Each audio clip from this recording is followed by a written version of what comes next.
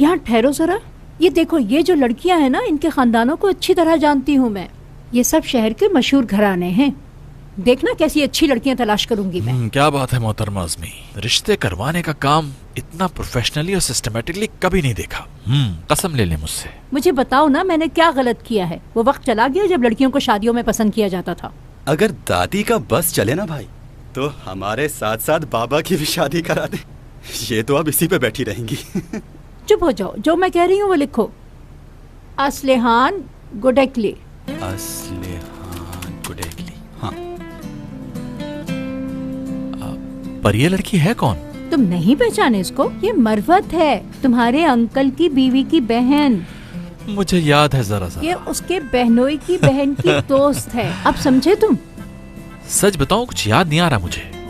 क्यों याद नहीं आ रहा तुम्हें? जब तुम 10 साल के थे तो हम लोग गांव गए थे ना, तो तुम इसके साथ तो खेला करते थे वहाँ पर। हाँ। एक बात बताऊं दादी, भाई ऐसे ही है।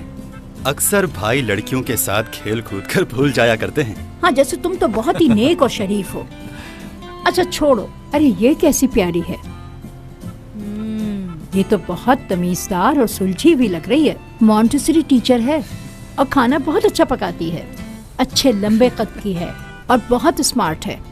कैसी लगी तुम दोनों को? हैं? बताओ ना।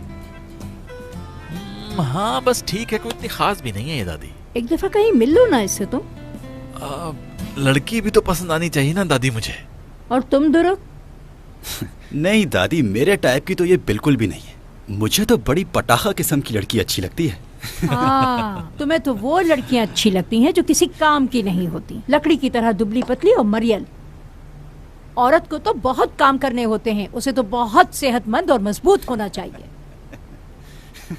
लिखो, फातिमा नूर सैफ जान। फातिमा नूर सैफ जान। हाँ।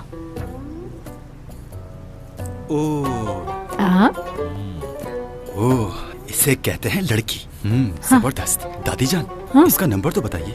1 मिनट दीजिए मुझे, पहले जरा से ऐड तो करूं, बाद में पोक करूंगा भाई से। मेरी बात सुनो, अगर तुम्हारी उससे मंगनी होगी तो तुम उसे ऐड कर सकोगे। बदमाश कहीं का। वैसे दादी ये लड़की है बहुत खूबसूरत। हाँ भाई वो तो है, सच कह रहा हूँ। लगता है उसने एक्सेप्ट कर लिया।